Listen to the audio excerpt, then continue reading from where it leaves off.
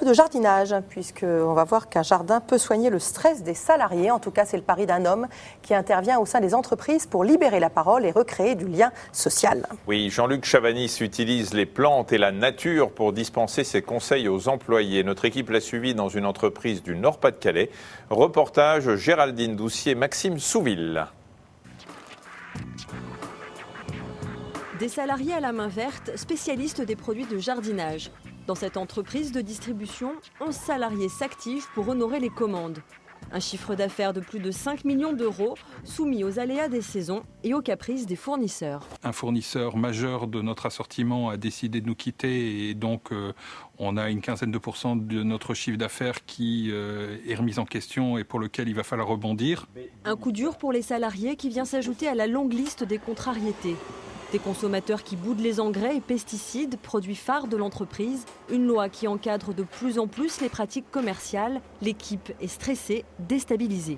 On sent bien qu'un certain nombre de jours, quand le téléphone ne sonne pas suffisamment, quand le nombre de commandes à préparer est insuffisant, il y a de vraies préoccupations qu'on perçoit à certains moments sur le devenir de l'entreprise et leur devenir dans l'entreprise, quoi. Pour permettre à ses salariés de mettre des mots sur leur souffrance au travail, l'entreprise a fait appel à un consultant atypique. Son plan d'action, sortir le personnel de son contexte habituel, son lieu de prédilection, le jardin. Premier atelier, faire un état des lieux de votre entreprise. Comment vous voyez votre entreprise? Vous allez aller dans le jardin, chercher la représentation qui pourrait parler le mieux de votre entreprise. Si un arbre, si une plante, si une partie du jardin était votre entreprise, ce serait quoi? Celui-là avec des multiples branchages, où il part dans des multiples directions, le grand. Là. Le grand Ouais, c'est clair. Et qu'est-ce que vous pensez de celui-là? Il a plus trop l'air de vouloir grandir. De prime abord, l'exercice peut paraître absurde. Pourtant, la nature est l'un des antistress les plus efficaces. Les études scientifiques le démontrent, dans un jardin, le rythme cardiaque diminue, la tension artérielle diminue et la crispation musculaire. Donc du coup, on est plus détendu, on est plus calme, on est plus réceptif. Leur choix s'est finalement arrêté sur cet arbre, un hêtre, solide, robuste, rassurant. Le deuxième groupe, lui, a une vision plus bancale de son entreprise. Donc on a choisi celui-ci. Pourquoi dans un premier temps, vu la position qu'on a à l'heure actuelle, un peu penchant.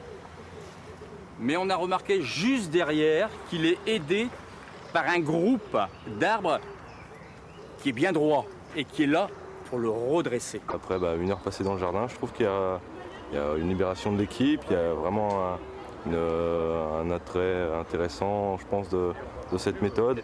L'exercice se termine avec le choix d'un arbre qui représenterait l'entreprise idéale. Pour Michel, l'idéal, c'est un paysage pluriel, un patchwork de couleurs.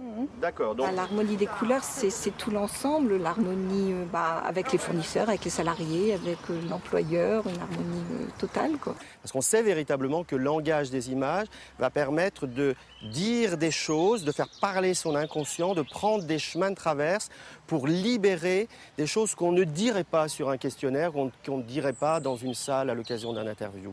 Après, ce qui est important, c'est de décoder la métaphore, décoder cette image et de faire le lien avec la réalité. De retour à l'entreprise, les salariés listent, cogitent, débattent à partir des images tirées du jardin. À l'issue de cette réflexion commune, ils disposent de propositions concrètes pour leur employeur. La démarche de marché, la prospection de nouveaux clients et les problèmes des produits saisonniers. Je souhaite que cette journée soit une journée qui marque un nouveau départ, qui va nous permettre, dans de futures réunions, de pouvoir trouver ensemble les solutions, puisque l'avenir, c'est l'avenir de l'équipe, c'est pas l'avenir d'individus. L'entreprise, c'est une équipe, et où on échoue tous, où on réussit tous. 2 000 € pour une session et à la clé des salariés reboostés. Le prix à payer pour rétablir le dialogue et permettre à ses employés de dessiner ensemble les nouveaux contours de leur entreprise. On va passer donc à la sexo avec Sylvain.